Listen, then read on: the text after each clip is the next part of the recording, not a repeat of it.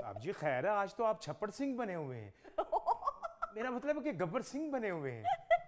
मेरी कमजोरी है, मैं लेट पहुंचा हूं। तुम तो अफ्तारी से पहले के आए हुए हो। बाहर लेट पहुंचा हूं, अफ्तारी की बात नहीं कर रहा मैं, एडवेंचर। कदूस, मुझे शक पड़ा, यानी कि डाउट हुआ मुझे इस चीज का कि आपके घर के पीछे चीता है। चीता? हाँ हाँ हाँ, मेरी कमजोरी एडवेंचर। मैंने फौरन एक्शन लिया और ऐसे गया हूं लपक के आपके घर के पीछे। अच्छा, वो आपके हमसाये नहीं है पीछे, वो जिनका घर बन रहा है, हाँ हाँ, वहां खोता ईंटें उतार रहा था। यानी जैसा शिकारी वैसा शिकार। शुक्र करो उनका खोता नहीं मार दिया मैंने, वरना मैं निशाना ले चुका था और पैसे आपको भरने पड़ने थे। चलो दुर्रानी साहब, आपको गधे और चीते में कोई फर्क नजर नहीं आता? क्या फर्क है?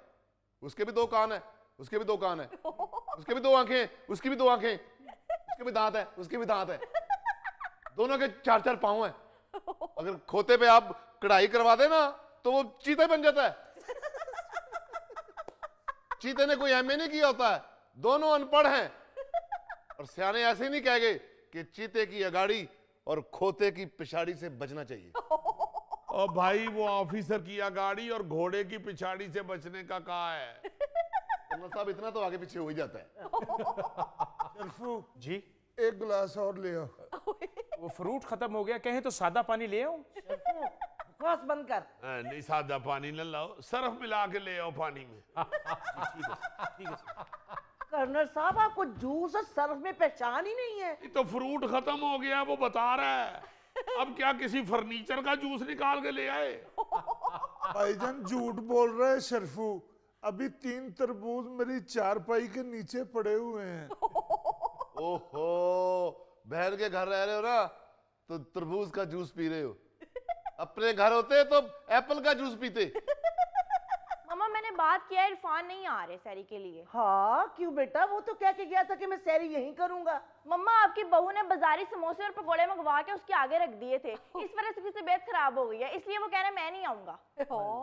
कर्नल साहब, अपनी लाडली बहू के करतूत सुन रहे हैं? करतूत क्या, उसने उल्टी कलाबादी मार दी है। हद हो गई है, बाजार से अब चीजें घरों में आती हैं। बेटा, इसमें नाराज होने वाली कौन सी बात है? बिल्कुल। बेटा, चूल्हों में गैस नहीं आ रही, अब तो लोग खाना भी बाजार से मंगवा के खा रहे हैं। क्यों नहीं आती गैस चूल्हों में दुरानी अंकल? अभी शरफू मेरे लिए मिल्क शेक बना के लाया है। वो दिल्ली के पहलवान, मिल्क शेक को कौन सा तड़का लगता है या उसको कौन सा बॉयल करना पड़ता है? ऐसे मैं तो हैरान हूं बेटे कि इरफान क्यों इतनी सी बात पे नाराज हो गया।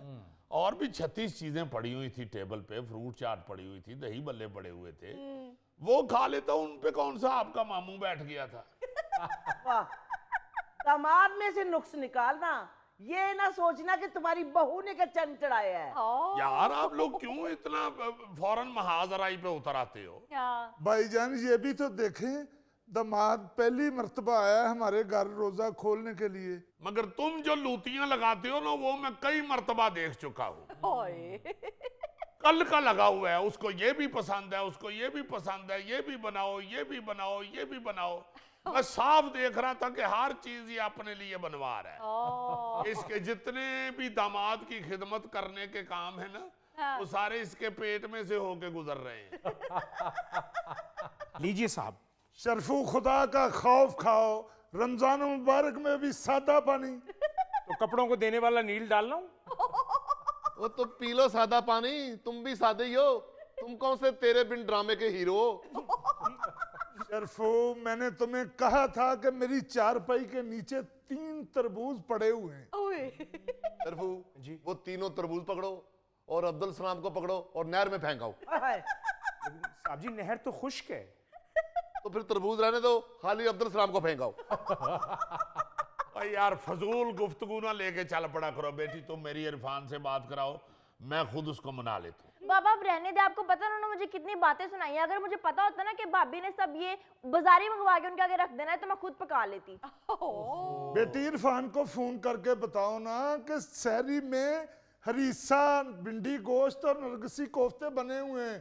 अगर वो ना आए तो इन लोगों ने कब रखना है दस्तरखान पे ये सब कुछ। वाह, उसे दामाद की नहीं, उसे अपने मैदे की पड़ी हुई है। बुलाओ बेटा उसे फोन करके। बाबा अब रहने दें, वो कह रहे हैं मैंने नहीं आना, उनकी बाजारी समोसे खा के तबीयत खराब हो गई है।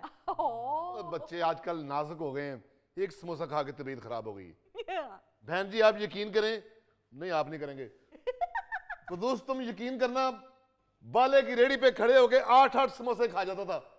8 समोसे इकट्ठे ही मैंने प्लेट में डालने, ऊपर ही मीठी चटनी, ऊपर ही खट्टी चटनी, ऊपर ही चने और दही भी ऊपर ही यार, और चमची के साथ सारा कुछ रगड़ के सुरमा बनाते थे सर।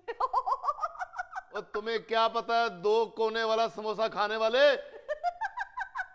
तुम्हें क्या पता 8 समोसों के ऊपर चने डाले हो और ऊपर ही चटनी। ओ हो। दुरानी अंकल की बातों से मुझे फिर भूख लग गई है।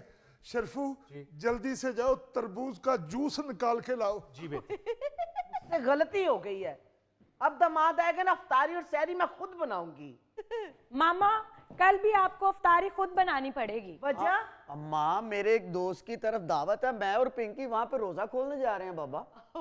अच्छा तो कोई बात नहीं, वो तो कह रही है कि मैं खुद बनाऊंगी। देखा इन दोनों की चालाकी, पता है कि घर में बेटी आई हुई है तो उन्होंने बाहर दोस्तों के साथ अफ्तारी रख ली है। मामा सनी के दोस्त कितने दिनों से कह रहे थे, फिर कल के लिए सनी ने हाँ कर दी। हाँ तुम्हें नहीं कहा होगा क्योंकि तुम्हारे कहने पे तो वो फैसले करता है। खुद भी करता है वो फैसले, मैंने कोई बच्ची टोट बटोट से नहीं ब्याही हुई। इसलिए हर बात पे लड़ाई डाल लेती हो तुम, क्या हो गया है? अगर वो जा रहे हैं बच्चे तो जाने दो, बाकी लोग को घर में लूले लंगड़े तो नहीं है ना। तुम खुद ही तो कह रही हो कि मैं तैयारी कर लूंगी, बेटी भी आई हुई है, वो बगाने घर में तो नहीं आई हुई। वो जो बैठा हुआ है, जो अब 18वां गिलास पी रहा है मिल्क शेक का, उसको साथ मिला लेना। अफ्तारी तैयार कर दी है ना, या कोई टैंक लेके लड़ने के लिए तो नहीं जाना। वैसे सॉरी बाबा, जितना मामू खाते हैं इनकी इफ्तारी का सामान टैंक में ही लाना चाहिए। पिंकी को किचन में आके कह रहे थे एक हाथ से छोटी छोटी कचौरियां बनाती हो, भला दोनों हाथों से बड़ी बड़ी बनाओ। हाँ आपी इस घर में सब ने मेरे पे ही नजर रखी हुई है, कल से मैं मस्जिद में रोजा अफ्तार करूंगा। लीजिए मामू। और मैंने तुम्हें कहा था तरबूज का जूस निकाल के लेके आओ। ये तरबूज का ही जूस है, तरबूज सफेद निकल आया। छोड़ दो तुम ना, सफेद सुर्ख देखा करो, पियो पियो।